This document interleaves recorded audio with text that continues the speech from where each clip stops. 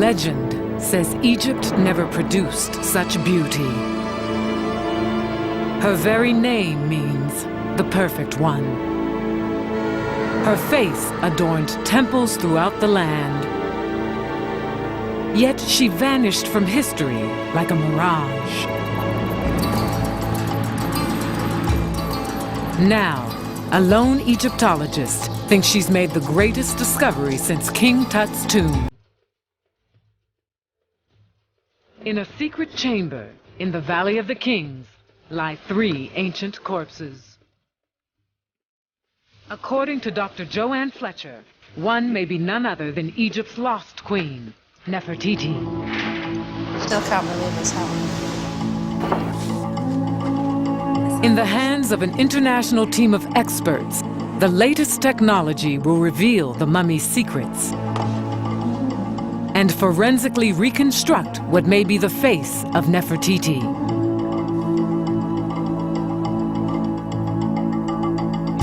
Is this one of history's most powerful women? That's incredible. To find out, Dr. Fletcher embarks on a journey through time, back more than 3,000 years, to rewrite history. She uncovers the story of a living god. A tragic tale of power, love, betrayal, and perhaps even murder.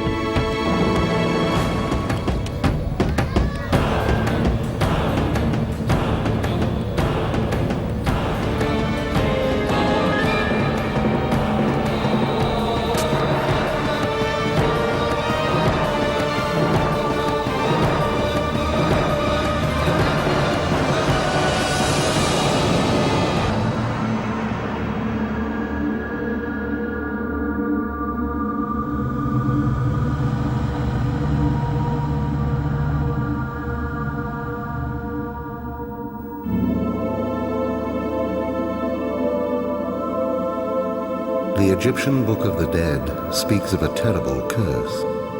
If a mummy is mutilated, the gods cannot recognize it. It cannot enter the afterlife and is trapped between the world of the living and the world of the dead. A mummy like this has lain forgotten in the Valley of the Kings for 3,000 years. Who is it, and why was it cursed?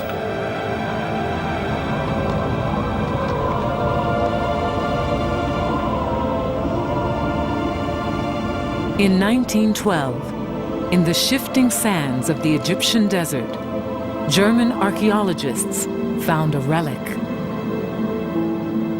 A bust of a forgotten queen. This astonishing find is now an icon of beauty the world over. Yet her life remains a mystery. The name Nefertiti is repeatedly translated as the beautiful one has come. In many ways, she sort of set herself up as the perfect royal figure. And there's so much more to this woman than beauty. Nefertiti is one of the most extraordinary female characters in the history of ancient Egypt. There are a number of important queens, but amongst all of them, Nefertiti really does stand out as something quite special. It's said Nefertiti's power was unsurpassed. Raised in a harem, she married a pharaoh, bore 6 children, and helped lead a revolution that changed Egypt forever. She and her husband led an exodus from the ancient capital and built a dazzling city in the heart of the desert.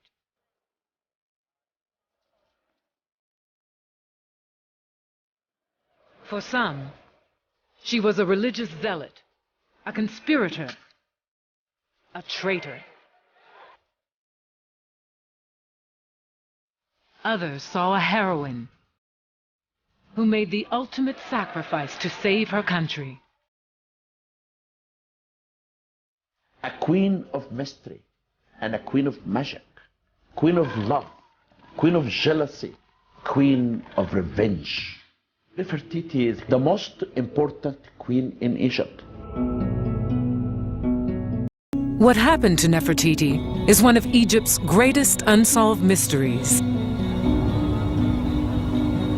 One Egyptologist has spent the last 13 years trying to solve it. In a walled-up chamber deep in a tomb, Dr. Joann Fletcher thinks she's found the missing queen. To identify a royal mummy as Nefertiti is a very significant find. Very, very significant and extremely important. And I wish her luck. Dr. Fletcher's hunt for evidence has taken her from abandoned cities and forgotten temples to the tombs of the pharaohs. There's no evidence. There is a huge void in the available material from this period. And basically anything we can say is guesswork. Little remains from Nefertiti's time. Drawing on fragmentary texts and unprecedented access to rare images, Dr. Fletcher has painted a new portrait of the legendary queen. And now, with the support of Discovery Quest, Dr. Fletcher mounts the largest scientific expedition in the Valley of the Kings in 25 years. Joining her, a team of experts eager to employ the latest technology to uncover the truth about the mummy thought to be Nefertiti. Can modern science reveal the mummy's secrets? Is this severed arm the hallmark of a pharaoh? Why does the mummy have a stab wound in its side? Using experimental forensic techniques, the experts hope to recreate the mummy's death. This could be a murder. And what did Nefertiti really look like? Was she the beauty portrayed by her famous bust? Using the latest advances in forensic graphics, science will recreate the mummy's face.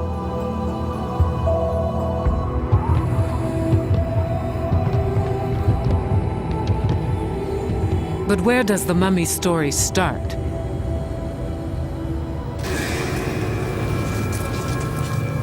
Joann believes the trail begins in the Valley of the Kings. Here, several centuries after Nefertiti's death, her tomb was plundered and her mummy defiled. Every trace of rank and power stripped. Even the wig from her head was torn away. Then, the ultimate sacrilege. Her face smashed, obliterating not just her beauty, but her identity, denying her entrance to the afterlife. A fate worse than death. But they left behind a telltale clue.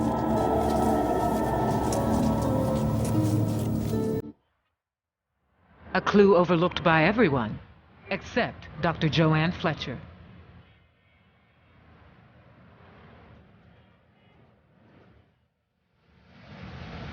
She's an expert in a rare field, ancient Egyptian hair.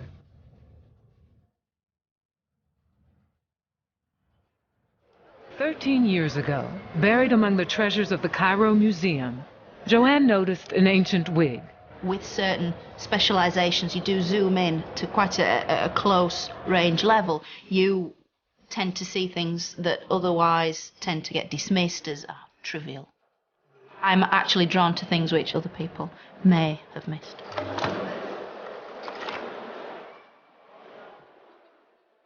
A wig is like a fingerprint, leading to the time it was made and who it was made for.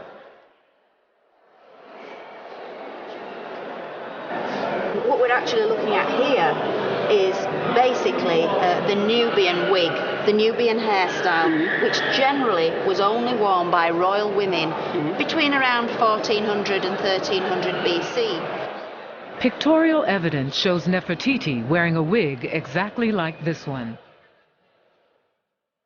Could the wig in the museum be hers? It was one of those little light bulb moments when ding, then you sort of think, no, it's interesting, but no way. And that probably explains why it's taken 13 years to get to this point, because it just seemed so incredible.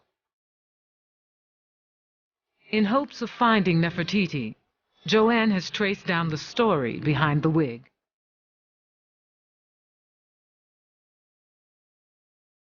In 1898, a Frenchman named Victor Loret began excavating a tomb sealed for thousands of years.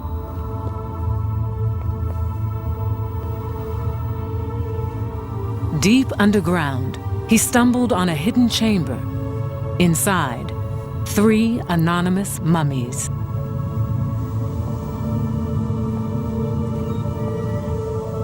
One seemed mutilated.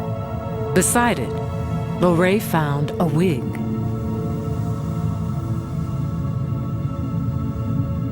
If the records are right, the mummy still lies in the Valley of the Kings.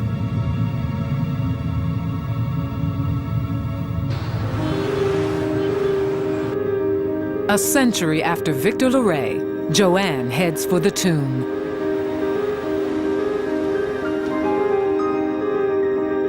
It lies 400 miles south of Cairo, in the burial ground of the pharaohs. To get there, Joann must cross the Nile, whose annual floods gave Egypt the gift of life. Egyptian authorities have granted her rare access to the mummy. For Joann, the journey is nerve-wracking.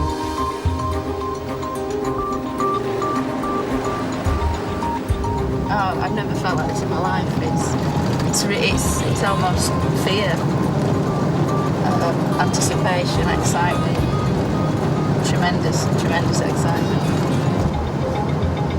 She passes the Colossi of Memnon, a landmark Nefertiti herself often passed. We're so close, just over those hills, to the Valley of the Kings itself.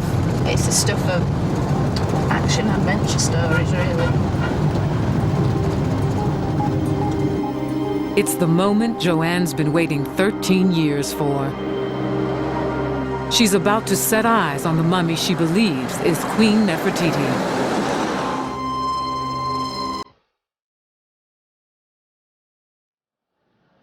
7 a.m., and already the temperature in the Valley of the Kings soars to 120 degrees. For 5 centuries, almost all Egypt's kings were buried here. The valley is honeycombed with tombs. Could Joann be about to make one of the greatest discoveries since the tomb of King Tut?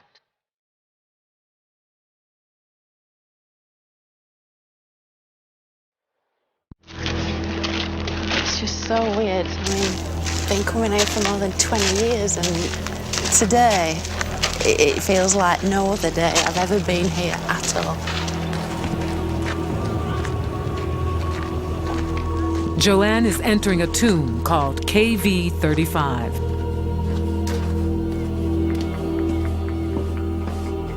One of the deepest and most spectacular tombs in the valley, KV35 contains 4 side chambers. One of these contains the lost mummy. The tomb was used by priests to house mummies whose own tombs had been looted. A deep drainage pit on the way in doubled as a deadly trap for tomb robbers.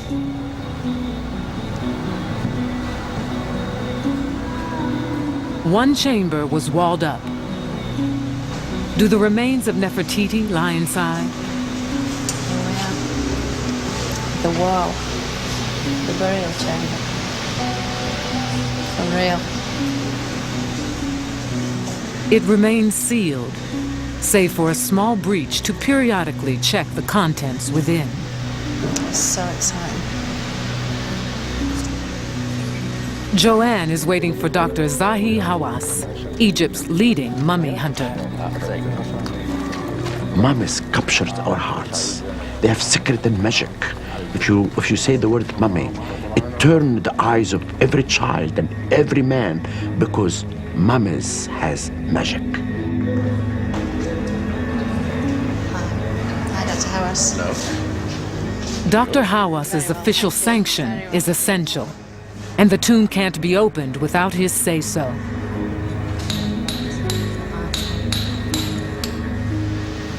Still can't believe it's happening.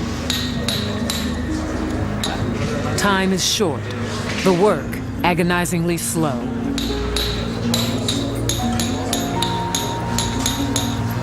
The temperature passes 100 degrees Fahrenheit. The humidity, 90%. An hour later, and the hole becomes a window. 3 mummies lie within.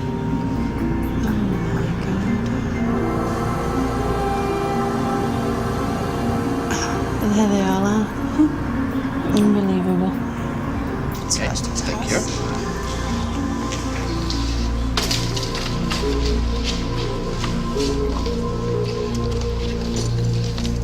Can you see them? Yes, all of them. Oh, they're beautiful. They are. Okay, do you want to come in? Oh, yes, please. Okay. Thanks. You are not scared? Oh, no, I love mummies. Are you sure? Especially these 3. But the face is very impressive. The face is so Isn't regal, it? isn't it? Very Yeah. proud face. Though over 3,000 years old, they're in good condition. It was absolutely amazing. The 3 bodies were there. The way they laid out, they're almost sitting up. And they were looking right at me, literally just at the other side of the doorway. That was a moment I will never, ever forget. All 3 mummies are unwrapped. This is a major problem in identifying them. Their names would have been written on their bandages. That's a brilliant mummification job. The embalmers did an excellent job on this lady. Really superb. One is an old woman, another a young man. The third, Joann believes, could be Nefertiti.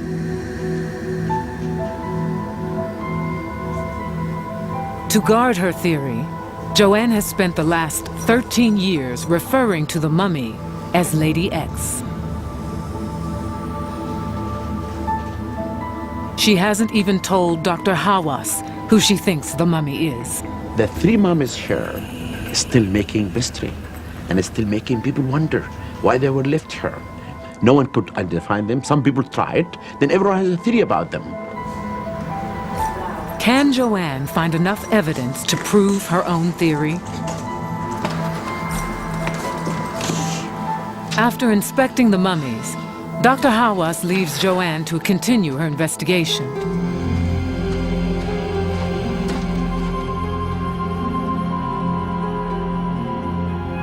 Joann has just 2 hours to identify Lady X as Nefertiti. She's a real enigma. Now I'm here, literally face to face with this woman. It is so reminiscent of a very famous piece of sculpture. I mean, purely from a visual point of view, it is a striking similarity. The long neck is a clue. So is the band mark around the head. Beneath her high crown, Nefertiti's head was shaved, a precaution against lice, disease, and the Egyptian heat. It's possible that something rather tight-fitting would have been worn, and because there is no natural hair, because it's been removed, it would have made the wearing of a tight-fitting tall crown, for instance. But certainly this individual had something quite tight worn on the head when she was prepared for her burial, the funeral regalia of royalty. Another distinct feature appears in some depictions of Nefertiti: double ear piercing, And interestingly enough, the left ear has been pierced not once but twice. I'm not aware of any other examples of doubly pierced ears from pharaonic Egypt. For Joann, the double ear piercing is compelling evidence. Damage to the mouth reveals another tantalizing clue.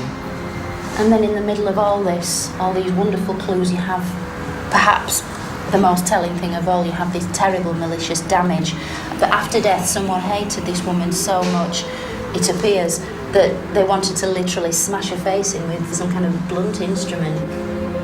It's just quite amazing. It really is quite extraordinary. I'm, well, almost lost for words. After Nefertiti's death, almost all depictions of her were mutilated. The damage to the face fits the pattern. This is somebody inflicting real hatred on this face. It would be very much in keeping if this woman had attained great power in her life and had, I don't know, annoyed certain individuals, if you like, a terrible thing to do to what originally would have been a very beautiful face. Smashing the face meant the mummy couldn't speak its name to the gods and enter the afterlife.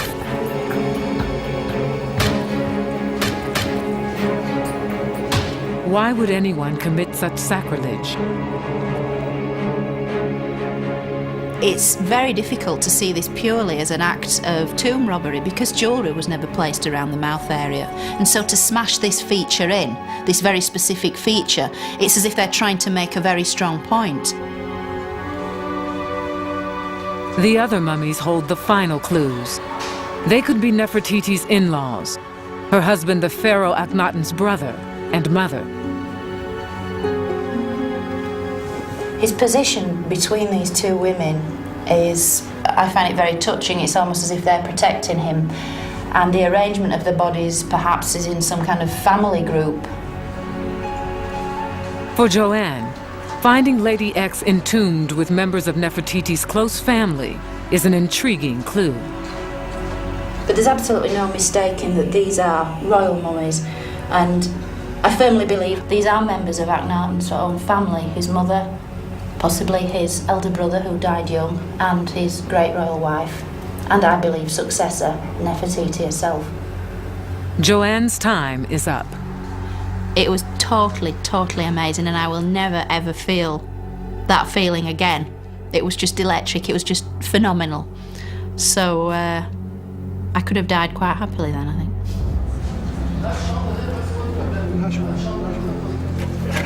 The mummies are walled up again.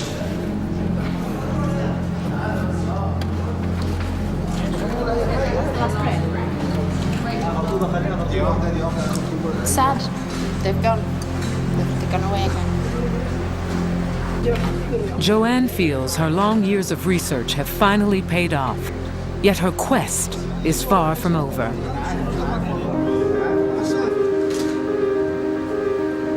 To prove her theory to the world, she must examine the mummy again, this time with the latest technology. But the last team to be granted permission to perform scientific tests on mummies in the Valley of the Kings did so more than a quarter of a century ago. While she waits for permission, Joann embarks on an archaeological odyssey in search of the hidden story of Nefertiti's life.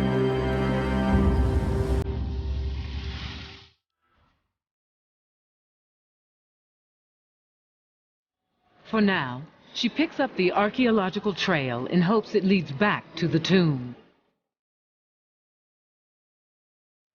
Her quest begins on the west bank of the Nile, in the ruins of Malkata.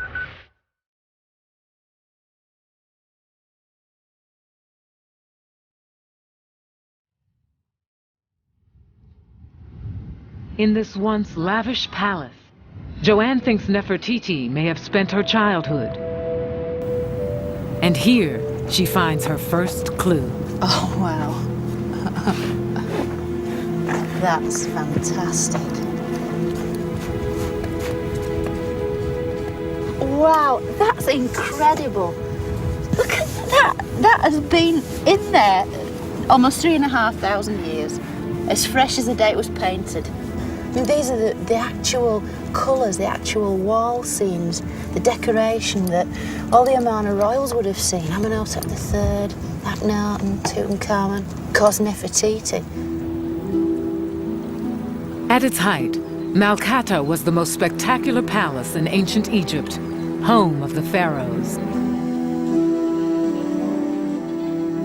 Joann thinks Nefertiti grew up in this sprawling compound. 500 consorts and concubines. The vast harem of Amenhotep III, one of Egypt's greatest pharaohs.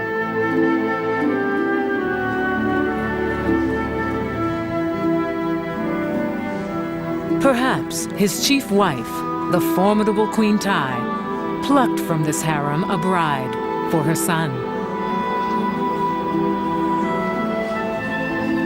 She would have no doubt had a lot of influence in her son's choice of wife. And I don't think she'd have just selected anybody. It's quite possible that Nefertiti was sort of hand-picked and sort of groomed for this role.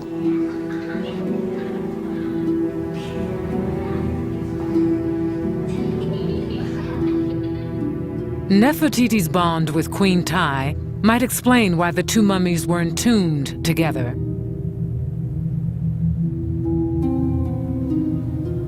The teenage youth between them, thought to be Queen Tai's eldest son, Thutmoses, plays a crucial role in Nefertiti's childhood.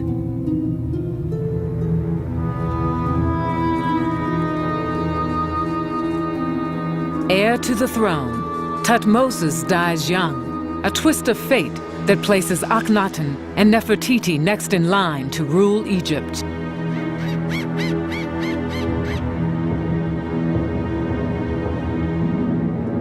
But from the day they're crowned, tension is growing with the high priests, guardians of Egypt's most important god.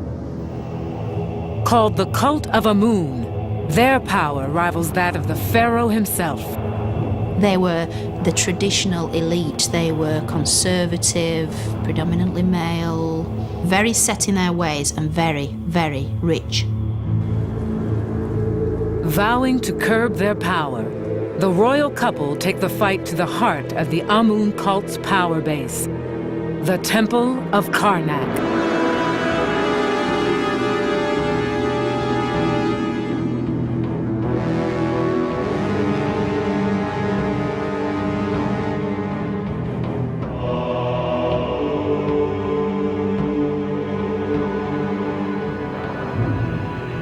Built in the ancient capital of Thebes, Karnak was probably the most spectacular temple complex the world has known.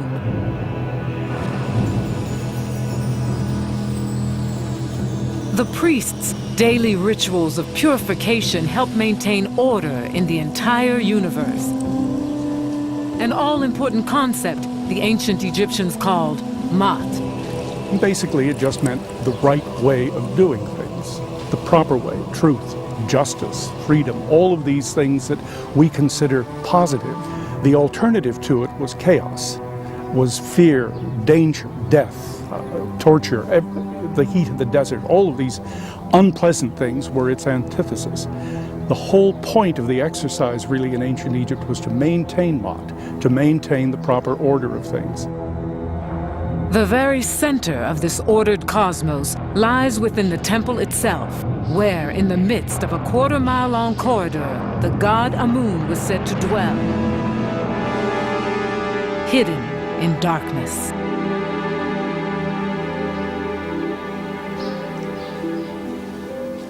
Joann has come to Karnak to uncover evidence of a conflict that would tear Egypt apart. A clash of ideas in which Nefertiti herself would play a leading role. Karnak was built up over generations. By time-honored custom, each pharaoh was expected to dedicate yet more temples to Amun. Akhenaten and his wife broke with tradition and plunged Karnak into chaos. In search of clues, Joann climbs a secret passage once used by priests. It leads to the top of a pylon, a traditional gate tower. It's really, really narrow. And then I can hear the noise of bats. This must have been where the priests of Amun came to get to the very top of the temple where they have their observatories and they could chart the stars, the course of the planets, and work out when exactly to celebrate the sacred rituals that were so important for the running of the country.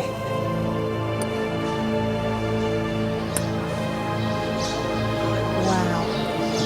Amazing. From her vantage, Joann can see the birthplace of a revolution.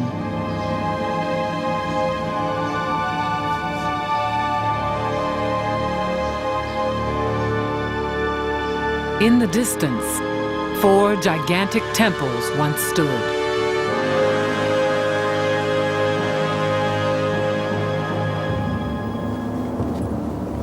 Within, the royal couple worshiped the new supreme being, the sun god, the Aten.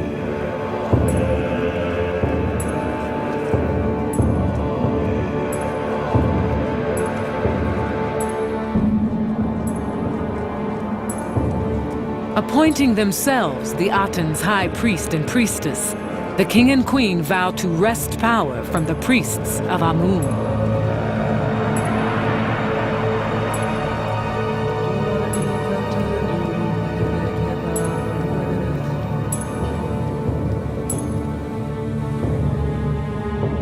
Within a few years, the monuments they built to the Aten have eclipsed the old temples of Karnak.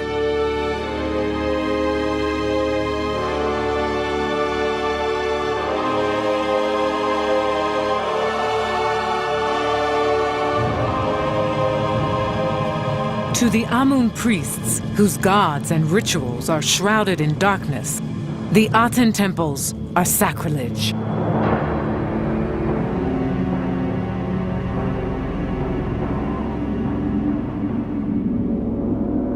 The Aten temples no longer remain, but an earthquake revealed their building blocks, hidden for thousands of years inside this vast pylon. Come in.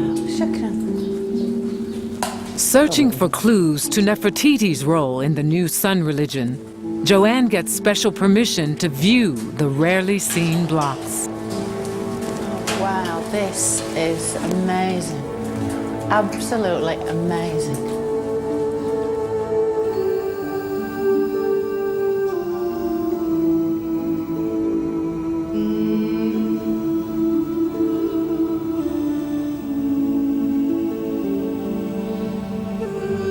The carvings capture a snapshot of a revolution.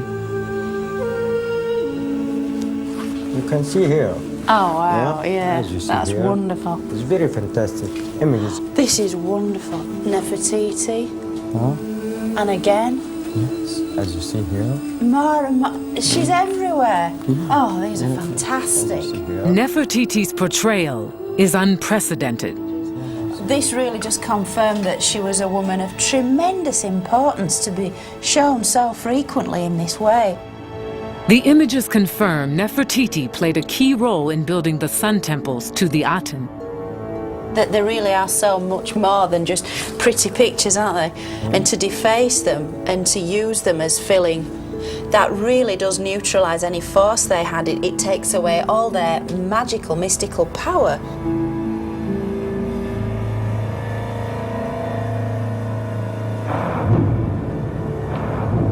Garbed in his ceremonial wig, the high priest of Amun saw the sun temples as blasphemy and a threat to his power.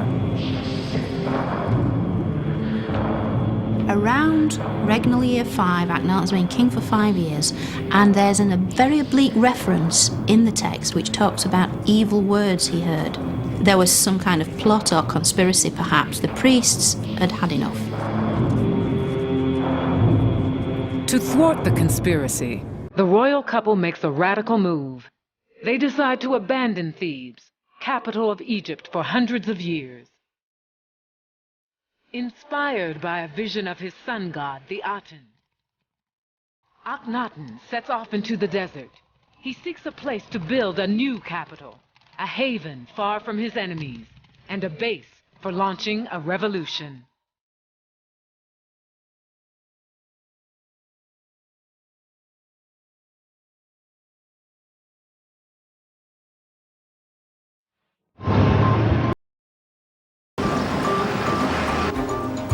On her quest to recreate Nefertiti's life, Egyptologist Dr. Joann Fletcher heads for the spot Akhenaten chose.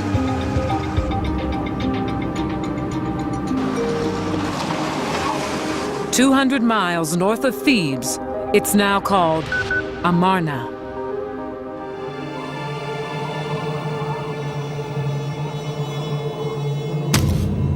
Akhenaten picked one of the most remote and inhospitable regions in all Egypt. He actually announces that he decided to found the city in this spot because the art and his father led him to it.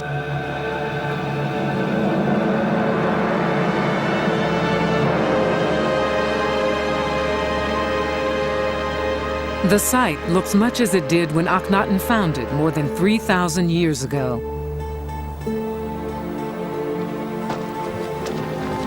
Joann can even see the distinctive cliffs that Akhenaten interpreted as an omen that he had found the right place.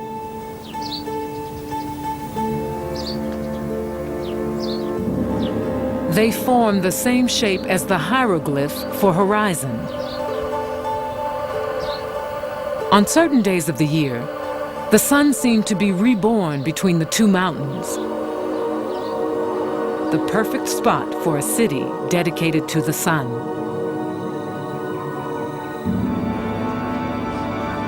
With Nefertiti, Akhenaten began planning a city like no other in Egypt's history.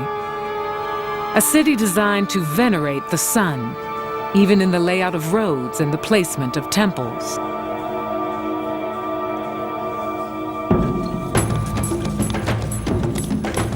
Thousands of people follow the Pharaoh and his wife into the desert. They have little choice. Where the Pharaoh is, so is the work.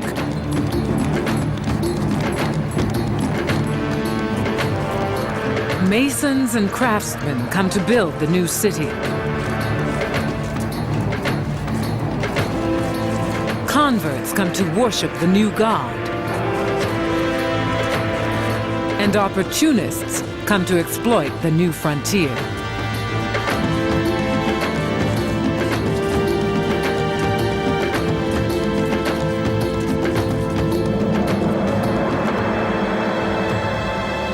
As Amarna nears completion, the king and queen journey from Thebes to their new home.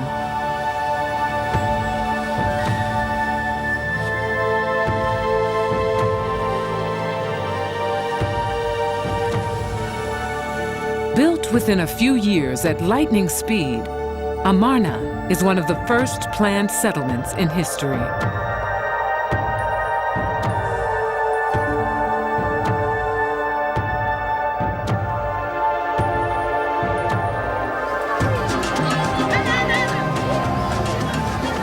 The royal couple arrives to the acclaim of their subjects, soon to number 50,000. As a sign of the new times, they seem to adopt an informality never before displayed by royalty.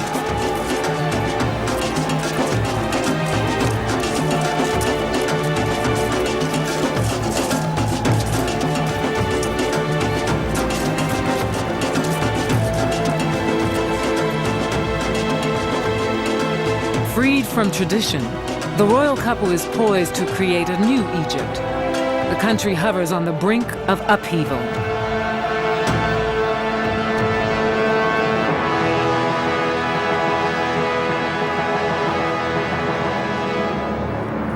They'd taken away the traditional gods by year 5, and they'd simply replaced the gods with themselves.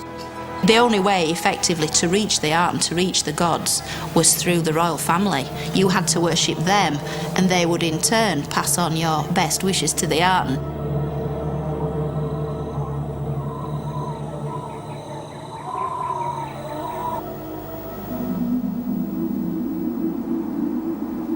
In Amarna's ruins, Joann looks for clues to Nefertiti's life.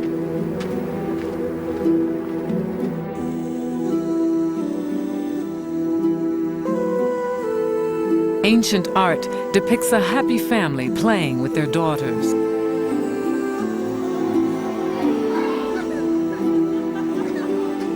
The loving couple, the queen ever at the king's side.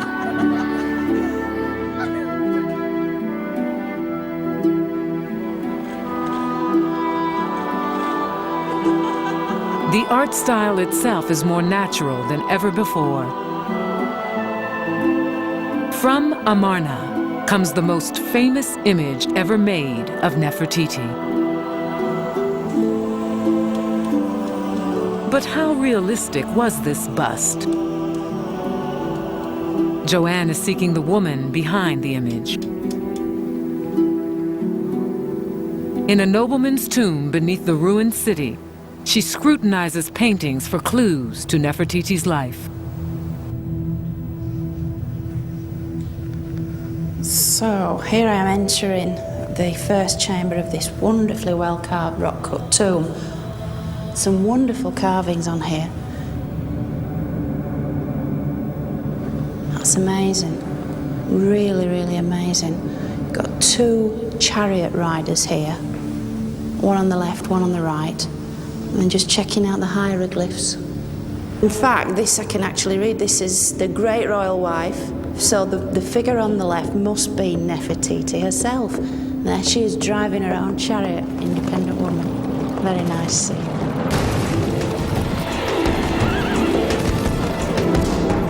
A scene that would have incensed Egypt's old order.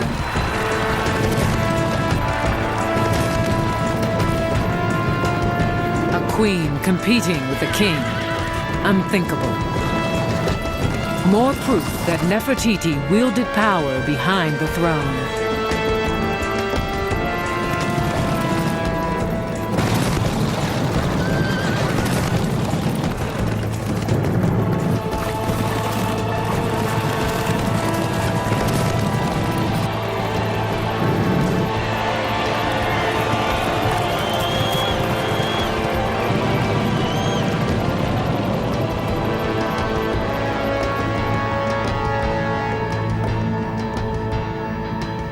Unlike most queens in ancient Egypt, she played a very significant role in the court, and indeed she and her husband are frequently shown and described as equals. Some depictions of Nefertiti go even further. She assumes the duties of the Pharaoh himself. She was depicted in a scene smiting an enemy.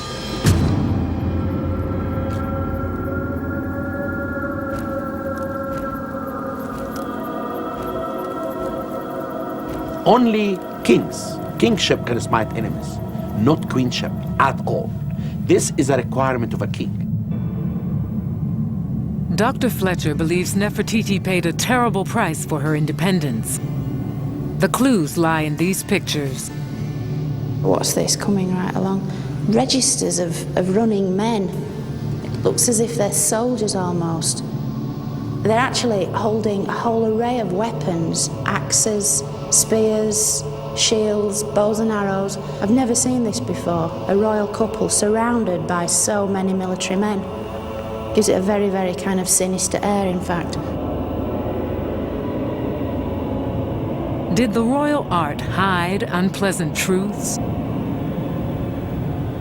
And we know that they had a very high military presence there to keep them safe, to keep people in maybe as much as to keep people out. But because the king seems to have been relatively unpopular at home, to say the least, he needed that high military presence. So all this idea of close, warm family unit is really a cynical exercise in manipulating one's own personal and public image.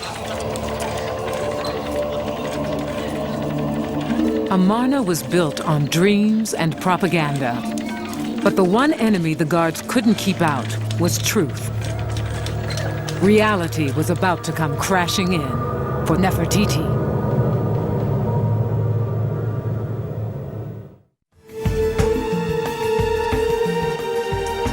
Amid the ruins of the capital built by Nefertiti and her husband Akhenaten, wall paintings suggest a state of fear.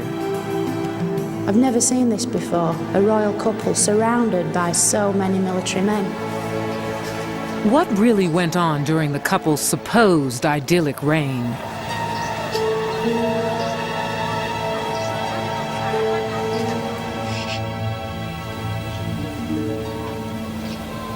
Though portrayed as a utopia, Amarna is designed for a darker purpose.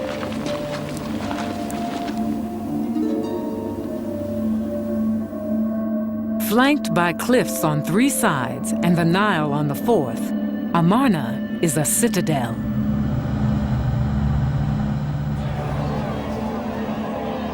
From this bastion, the royal couple unleash a revolution. First target, the priests of Amun.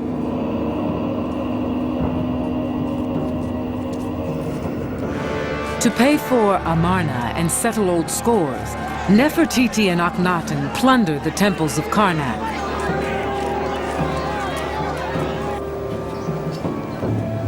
Thousands of priests are thrown out of office.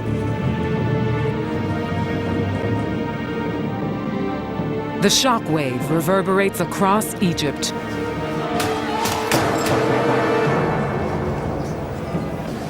The traditional heart of each community was the temple. These were now closed down.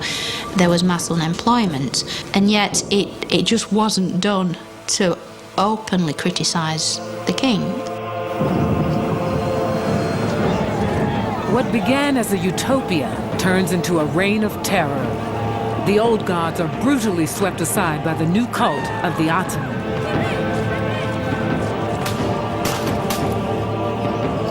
Having outlawed thousands of years of tradition, Akhenaten and Nefertiti create a crisis of faith in Egypt. Akhenaten had taken away people's belief system and given them nothing real in return. And it's also interesting, it's at this point when people are not just shown as bowing to the royal family, but face down in the dirt, grovelling. And I think this is a really disturbing undercurrent. Egypt lurches into economic crisis and massive social disorder.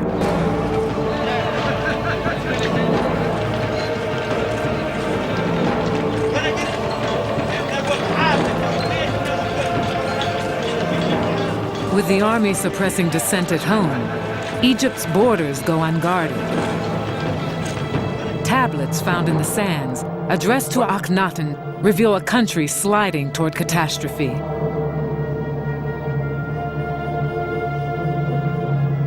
Unrepentant, Akhenaten presses on with the transformation of Egypt, no matter the cost.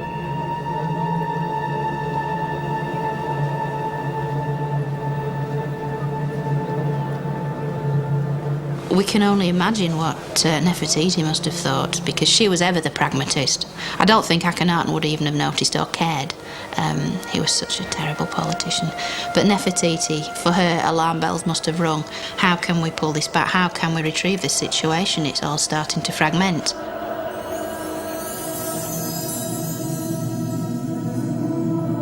Nefertiti, though, faces a crisis of her own, a rival threatening her position in the royal household. Nefertiti bore Akhenaten 6 daughters, but a minor wife named Kia gives him what he really wants, a son, the future king, Tutankhamun.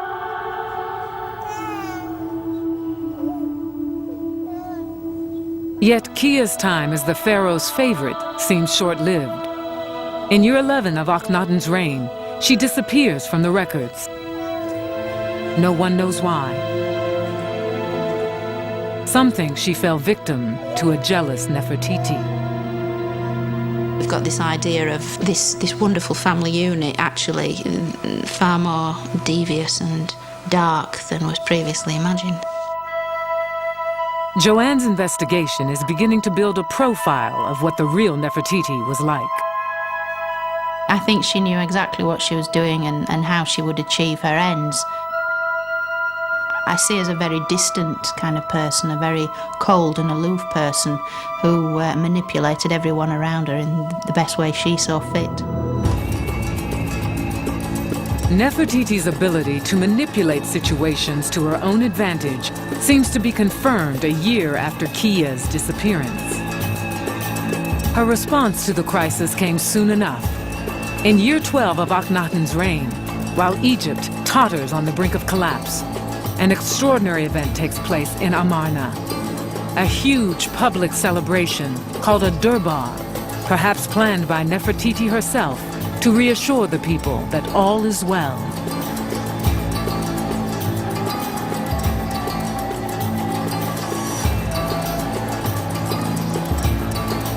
The sight that greets the guests is unprecedented. Nefertiti sits at her husband's side not as a mere queen, but co-regent, his equal. She is now the most powerful woman on earth.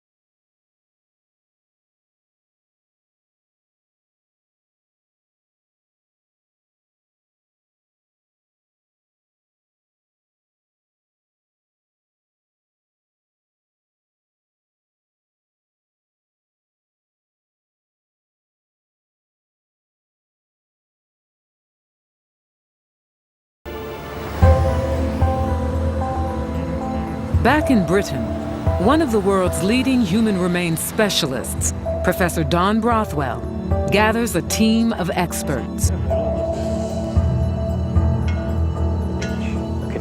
One of the first scientists to examine the famous Iceman, Brothwell has also investigated mass graves in Kosovo. His team tests a portable digital X-ray on a mummified body. The most advanced of its kind in the world, it delivers digital images in seconds that will help to identify the mummy in KV35. They will also form the basis of a unique experiment undertaken by a team of leading facial reconstruction experts. They'll use the latest forensic graphics to recreate the face of Lady X.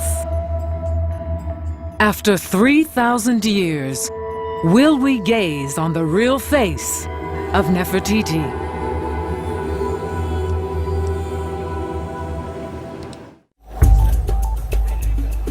Not for a quarter of a century has a scientific expedition of this size been allowed in the world's most famous graveyard.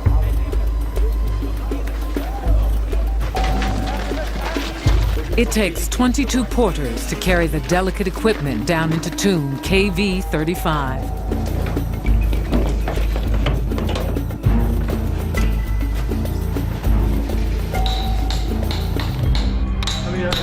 Once again, the wall comes down.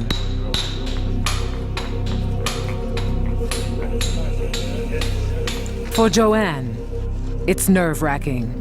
Will the tests help prove the mummy is Nefertiti, or prove her wrong? Joann knows she'll have to overcome long-established views held by other experts. I think we have several problems with the available data. The difficulty even of determining conclusively that this is the mummy of a female is a problem. She looks like a young lady in the age of 15. Could the mummy be the wrong age and sex? It's a question for the scientists. To prevent bias, they are operating blind, unaware of Joann's theory about the mummy's identity. Wow, so yeah, I can see them there. Who wants to come and have a look? Absolutely fantastic. Oh yes, but the bodies are in very good preservation, in very good condition too, Yeah. you see. Dusty, but nevertheless. Carefully, the team begins unpacking their precious equipment. Forbidden to perform invasive DNA tests, they rely on the latest X-ray technology. We're aiming at 55 and 12. The digital imaging equipment will yield X-rays in seconds.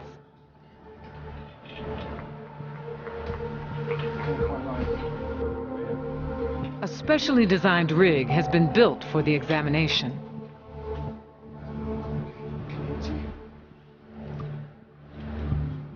It's tense work. One tiny slip could shatter the brittle mummies.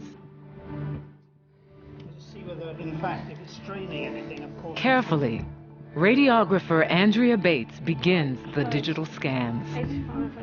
1.6. It's very new technology. This is using electronics to get a digital image, same way as digital cameras can get an instant picture.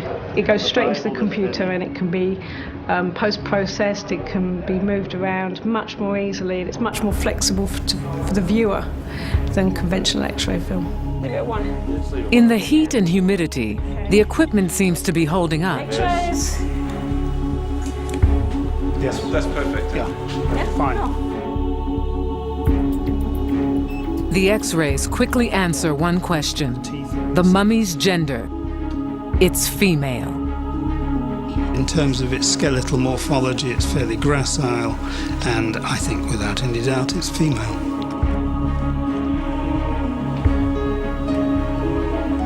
Happy, Doctor?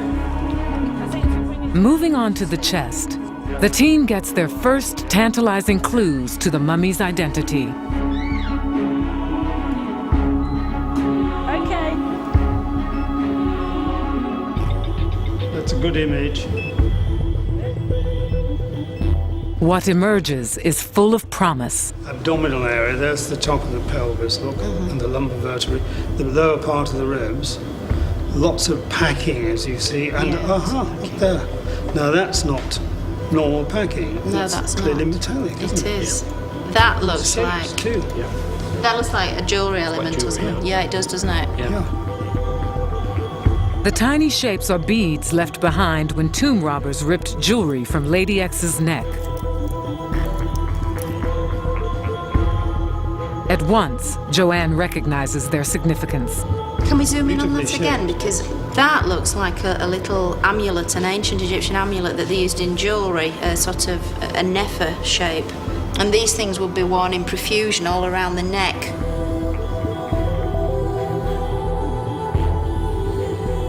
Nefertiti shares her name with distinctively shaped beads called Nefer beads. known to have been worn by Amarnan royalty.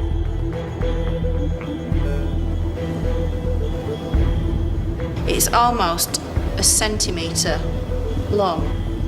So we've got a royal mummy, quite possibly, almost, well, definitely, with this profusion of sort of little jewellery elements in amongst the wrappings and in amongst the mummification materials. So this is a really, really high status individual. The team has discovered a vital clue to the mummy's identity. Next, they begin scanning the mummy's head and spine. Let's start with that. Okay. Yeah, good detail of the skull and the teeth. Is this the skull of ancient Egypt's most beautiful woman? These images may hold the answer.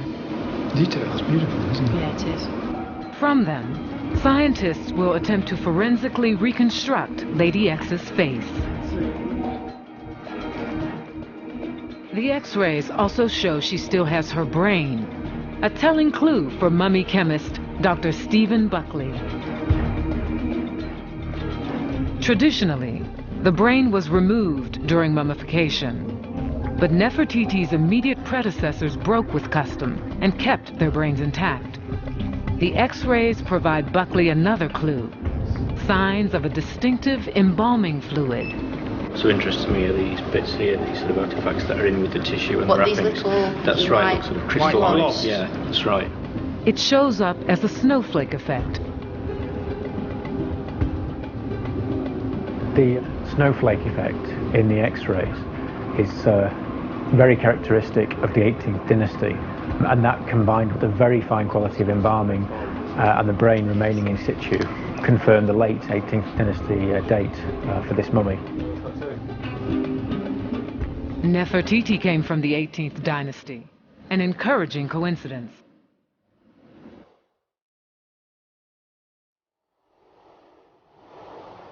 As the day draws on and the tests continue, Don Brothwell hits a stumbling block. His assessment is tentative, but potentially devastating. What can you tell from this? The wisdom teeth, which are immature, not developed and erupted properly. So all in all, it does look as if the individual was young. Youngish, yeah. Late teens to early adult. Did you say early adult? The vertebrae, the spine shows some evidence of this. Age is notoriously difficult to assess using X-rays. But if Brothwell's first guess is correct, it's the end of the road for Joann. Nefertiti gave birth to 6 children. She can't be a young woman. Even if she married in childhood, as Egyptian royalty often did, she must have reached her mid-20s by her death.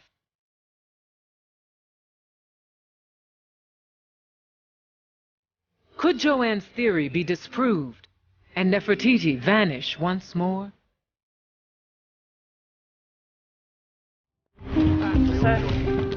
Ready?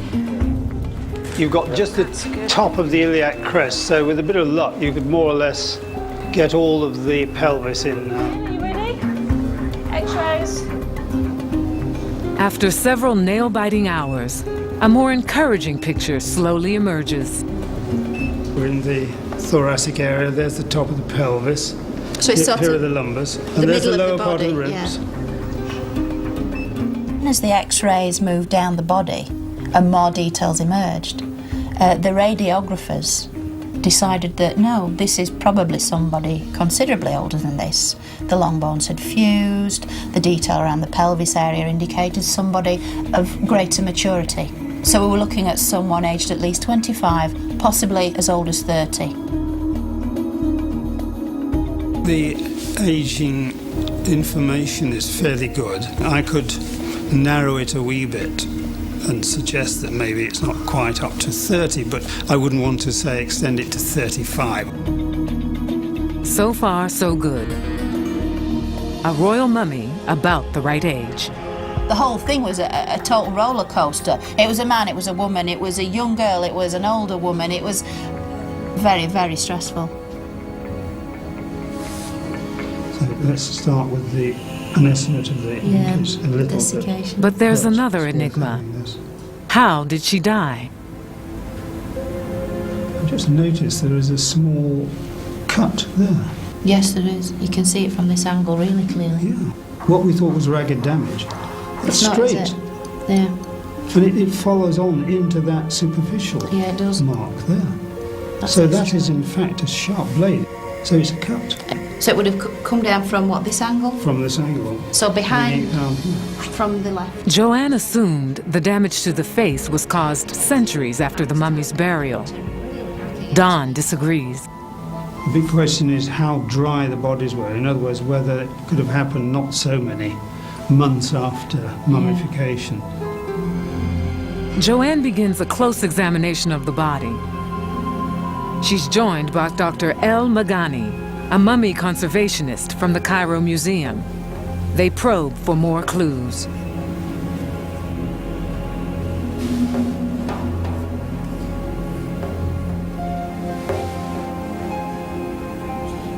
What do you think that is, Dr. Samir? It's a cut. It's a cut? Yeah. Maybe a wound? Maybe. Across the rib cage, they notice a 12-centimeter gash. It could be. So if she was putting her arm up maybe or something, and that would give access to the side, wouldn't it? The wounds raise disturbing questions about the mummy's fate. The next revelation suggests Lady X was more than a queen. It lies in the wrappings, torn from the body by tomb robbers. This really is royal. Yes. Beautiful royal linen. Gorgeous, look how fine that is. Only for the kings. Only for the kings, exactly. This is wonderful. What's that? What's under there? The fingers. There are some fingers here. Something under there. This could be the missing arm. Oh, I don't believe it. This is fantastic. Could I? Oh, it's too exciting. Show you. Oh, look at the dust rising up. I don't believe this. This is the arm that's been missing for nearly 100 years. It's an extraordinary find. 100 years ago, the mummy was found with a bent right arm. Sometime later, it was replaced with a straight arm. Oh, fantastic. Mumkin. It was seen in the 1900s and then no one's seen it since. And it's the right arm, just like the original report said. And it's clutching a scepter, definitely a woman's hand. Yeah. And henna again, can you see on the fingernail? Henna. Henna. So that is tremendously exciting. Can I see if it, Mumkin? This is the crowning moment, it really is. If this is this lady's hand. Oh wow, look. Yeah. That is superb. And this one that doesn't seem to fit, if that was returned to its rightful owner. And we can imagine now, this lady, like this, with the scepter. Yeah. Oh, this is fantastic. This is really fantastic. The newfound limb is a crucial piece of evidence. A bent right arm was the symbol of a pharaoh. The discovery supports the theory that Nefertiti outlived her husband and took the throne herself. A pharaoh in her own right. We only find this in the art of kings who are buried with the right arm or both arms like this. Queens have the left, kings have that or that. And that really does speak volumes, because if this right arm does belong to the younger woman, then it is evidence that she wielded incredible powers in her life. Does the bent right arm belong to Lady X? The team undertakes a series of X-rays to find out. X-rays.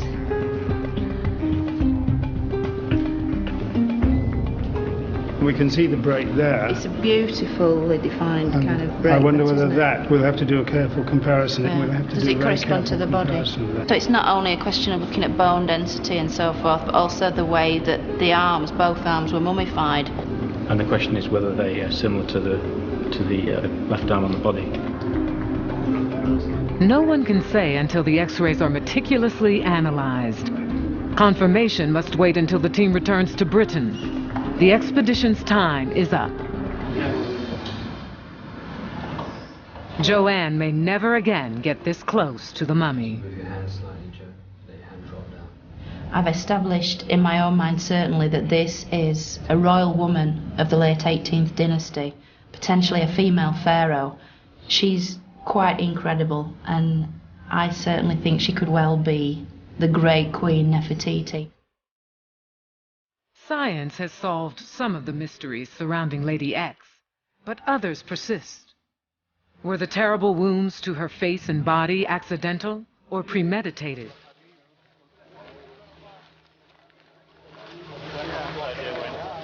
The scientific team returns to Britain to find out.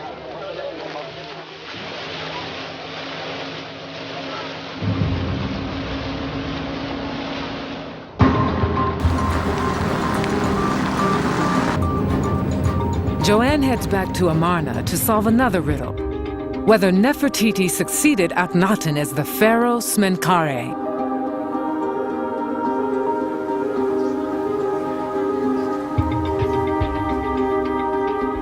To prove it, Joann needs evidence Nefertiti outlived her husband. Akhenaten died in year 17 of his reign.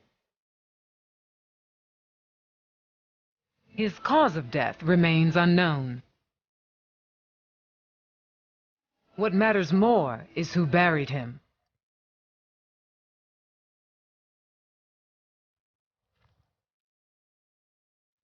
His tomb lies 4 miles from Amarna, facing the rising sun.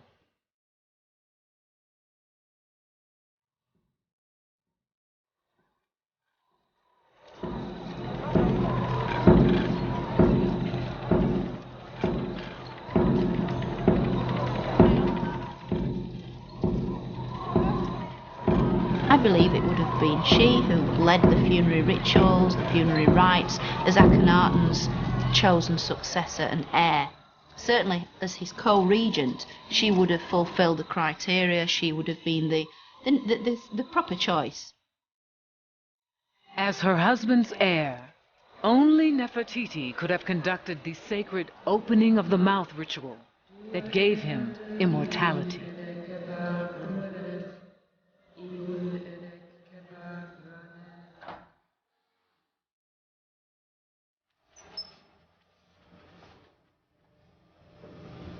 Wow, this is amazing.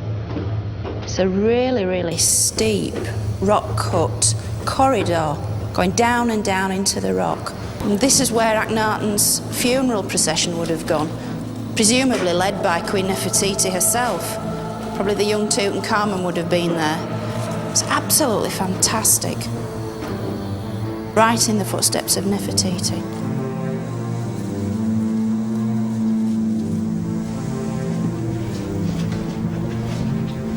According to history, Nefertiti should already have been buried in this section of the tomb. Joann finds evidence to the contrary. This is supposed to be the tomb of Queen Nefertiti, but this is completely unfinished. It's in a very, very rough state. The ceilings, the walls, the pillars are all very rough. I just don't buy it for a minute. I don't think she was buried here at all. But Akhenaten was. Ah, wow. So this is Akhenaten's burial chamber. His tomb was definitely finished. And this slab in front of me would have been where his sarcophagus was, with his mummified body inside it. It's almost certain she would have stood absolutely where I'm standing now, conducting the funeral rites of a dead husband.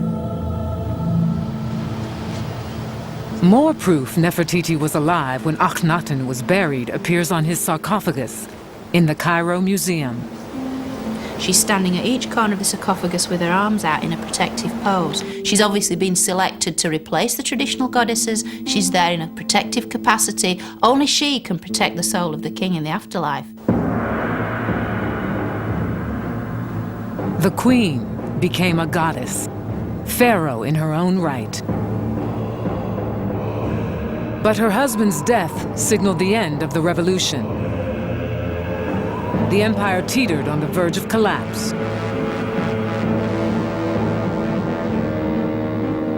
To save Egypt, Nefertiti would turn her back on everything she held dear, even her God.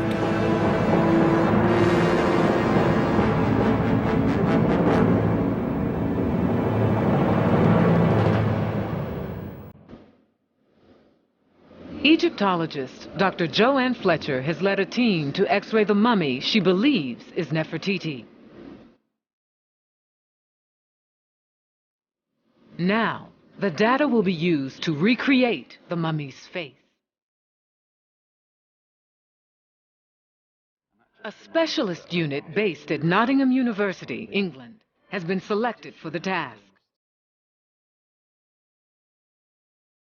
They're pioneers in computerized facial reconstruction, more used to working on unidentified murder victims than 3,000-year-old mummies. When we do any sort of forensic work, we always work as blind as we can. We work with the data we are given and nothing more, which may affect our judgment on that particular case. The first hurdle, turning X-rays into a three-dimensional computer model of the mummy's skull. It's time-consuming work and requires mapping thousands of points. Once complete, markers are placed on the 3D skull to indicate skin depth. The head is now ready for the complicated task of adding muscle and flesh. In Egypt, Dr. Joann Fletcher tracks down a final mystery. She's convinced Nefertiti wasn't buried in Amarna. But how did she end up 200 miles away, in the Valley of the Kings?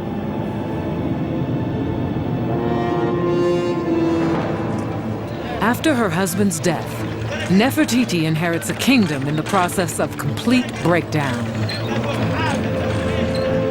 Joann believes Nefertiti quickly takes charge. First, she takes steps to protect herself and her dynasty. To secure her rule and that of her heirs, Joann thinks Nefertiti marries her daughter, Ankhesenamun, to her stepson, the future King Tut.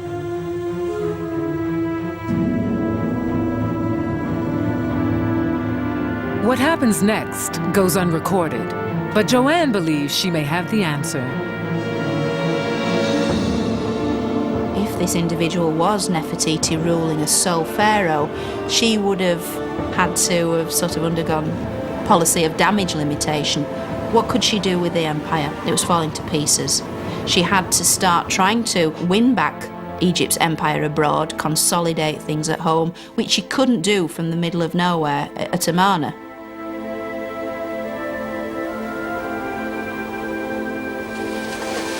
Joann thinks Nefertiti left Amarna and traveled to Thebes with her husband's body. The new religion he and Nefertiti started was dead.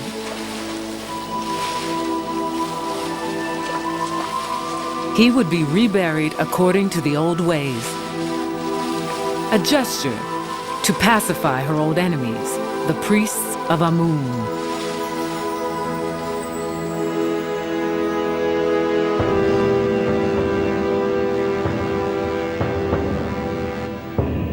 Joann believes Nefertiti reopened the Temple of Karnak and reinstated the Amun priests. A diplomatic coup that turned former enemies into unlikely allies. The old god Amun held sway over Egypt once more. She would have gone back to Thebes, tried to presumably reach some kind of understanding with the traditional clergy, maybe reopen the temples. The temples were the key to all this.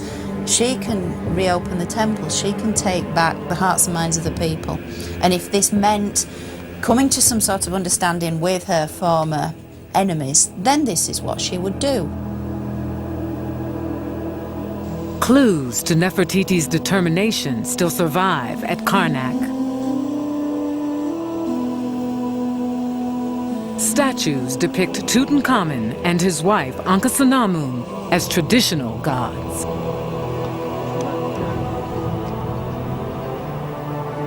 Perhaps Nefertiti ordered them instructed in the old ways.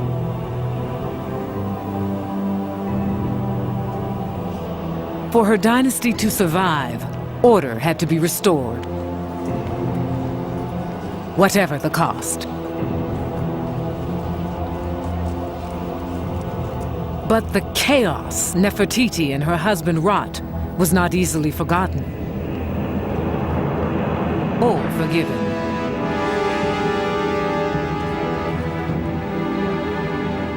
Joann thinks Nefertiti reigned in Thebes until her death a year or so later.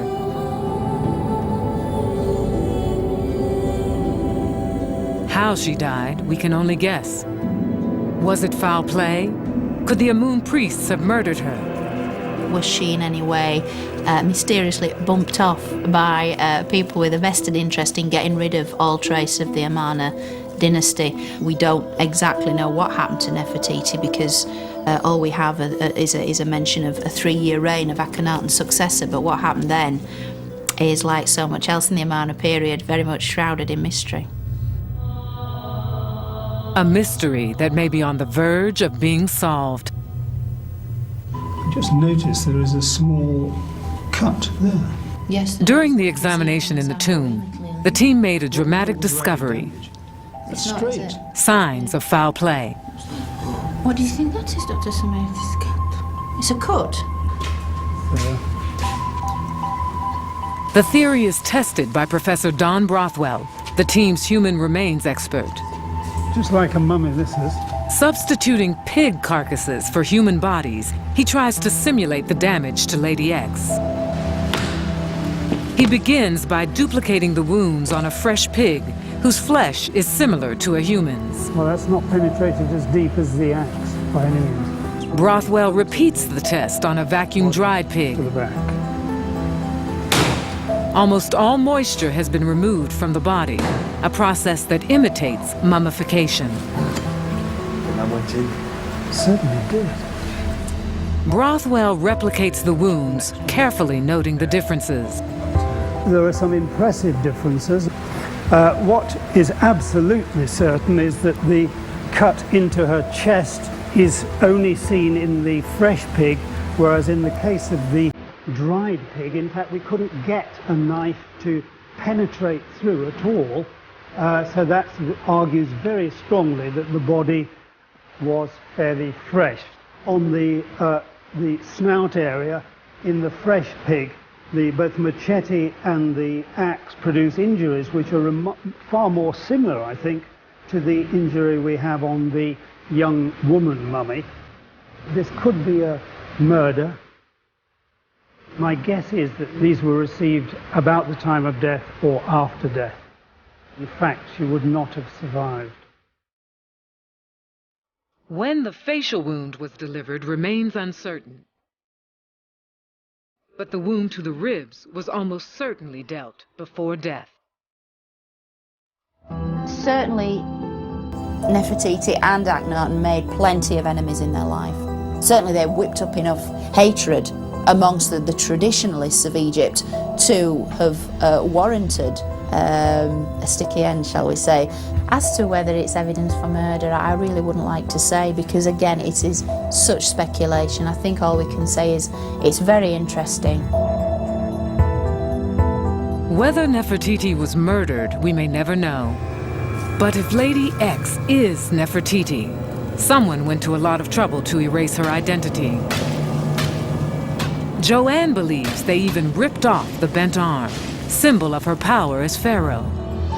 But is she right? Chemist Dr. Stephen Buckley has pieced together the puzzle. After analyzing the straight right arm placed beside Lady X's body, He concludes it's not hers. But it clearly doesn't fit. It's too long, about 2 centimetres too long. Also, the use of the embalming materials is quite different compared to the left arm on Lady X that is still attached to the body. So clearly this cannot belong. Does the bent right arm found by Joann belong to Lady X? The proportions of the bones is about the right sort of robustness, if you like. And also the coloration on the forearm is similar to that on the left forearm of Lady X that is still attached. Joann believes the work of the scientists has helped identify a female pharaoh. For her, it can only be one woman. The completely shaven head, the double pierced ears, the fact that we know from the bone measurements that the right arm was originally in this position. The age could be someone as old as 30. All these things add up to a rather compelling, in my mind, idea that this individual is indeed Nefertiti. Some experts remain skeptical. They think final identification will require future developments in DNA testing. DNA is not accurate for the mummies. Scientists who do DNA today, they still say that we need more years to do more to improve DNA method. And that's why I will wait. A few years down the line, I think we'll be in a much better position to say whether this is or is not Nefertiti. We're not at that point yet. I think this identification of the third mummy to be Queen Nefertiti, it's speculation. But Joann remains convinced she's made the discovery of a lifetime. And with her team, assembled the best case now possible. All we're putting together is a body of evidence that is very, very strong. Nothing more, nothing less. And we stand by that because we say this could well be Nefertiti herself. Her quest to identify the lost mummy nears an end. The final clue has yet to be examined. One that could convince skeptics Lady X is Nefertiti. Her reconstructed face. Will the mummy look like the famous bust of Nefertiti?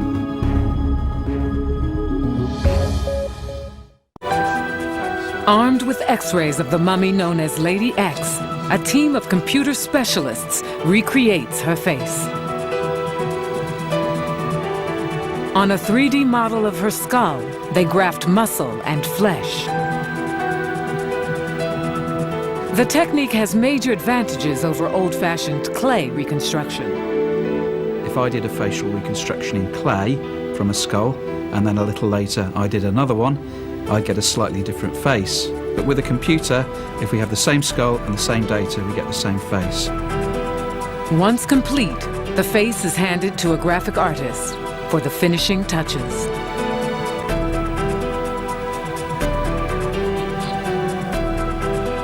Could the mummy's face really be that of Nefertiti?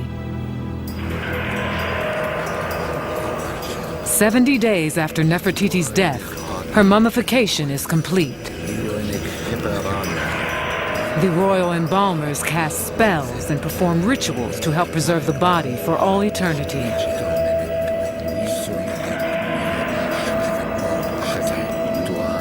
She's now ready to meet her God.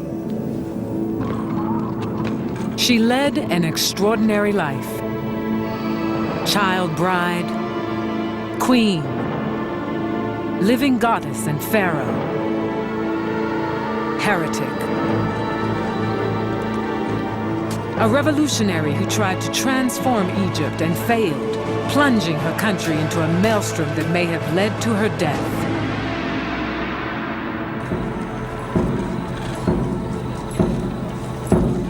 Joann believes Nefertiti was buried in the Valley of the Kings.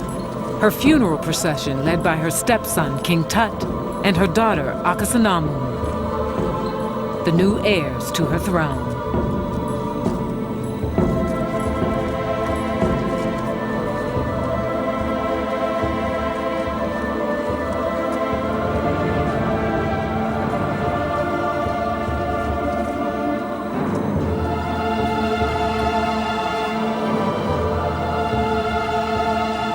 Little did the children suspect their mother's mortal remains would be violated.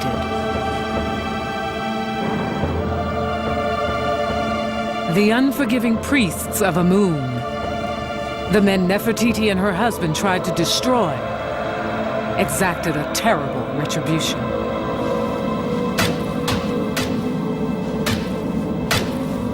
In Karnak, the monuments she helped build were defaced, torn down, and trampled into dust.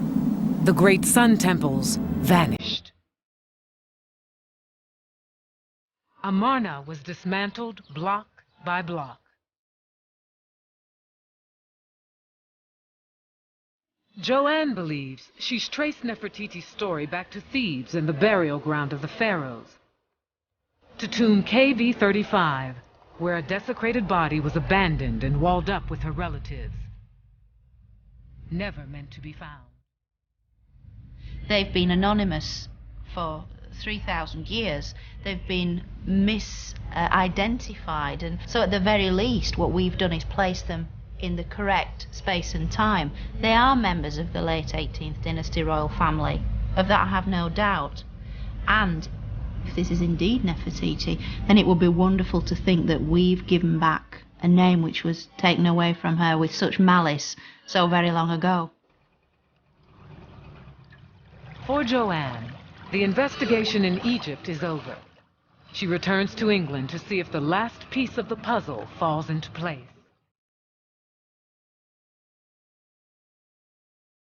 Awaiting her is the final question. Will the face of Lady X resemble the artworks of Nefertiti?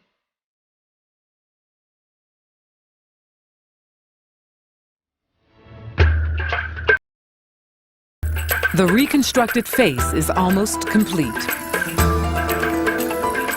A computer graphic artist adds features believed to be close to those of the ancient Egyptians. What will the finished face look like?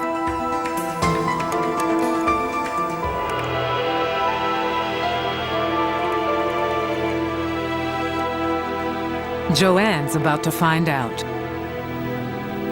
Hello? The team gathers for the unveiling. Hello, Joann. Hiya. Hello, how are you? Hello. It's the moment of revelation. Brilliant, thank you. Slowly, the process of creating Lady X's face unfolds before her.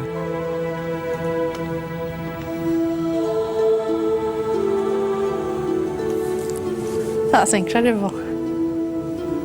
That's absolutely incredible. Oh, it's amazing. She looks such a kind of charismatic figure, very strong, very capable, but perfect. Such a beautiful face. Next, Nefertiti's characteristic crown and earrings are added. Will life imitate art?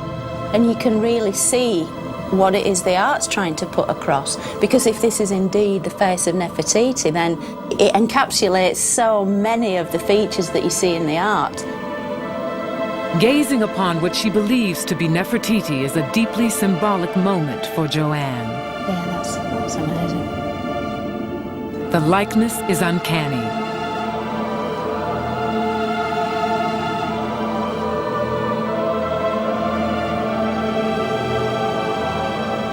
After her 13-year quest, Joann believes she's restored the mummy's identity and given Nefertiti back her name. Having restored their potential identity, you're sort of giving them access back into the afterlife. You are restoring their name. To speak the name of the dead is to make them live again. That's what the ancients believed, and in some ways, that's what I believe too. After more than 3,000 years, the curse on Nefertiti has been lifted.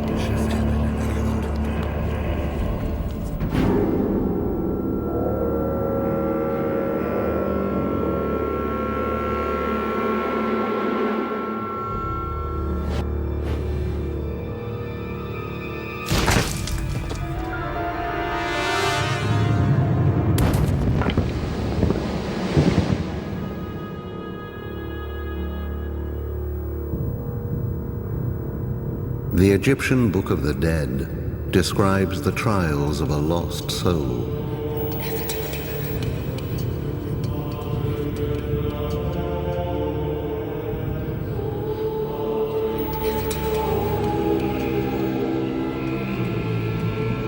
For when a soul recovers its name, it is once again made whole.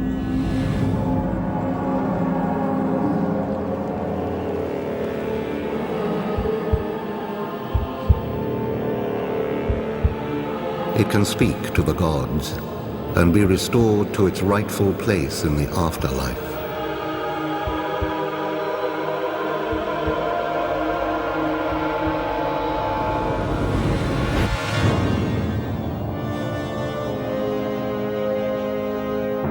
Returning to the land it once knew, it can complete the soul's last journey to eternity.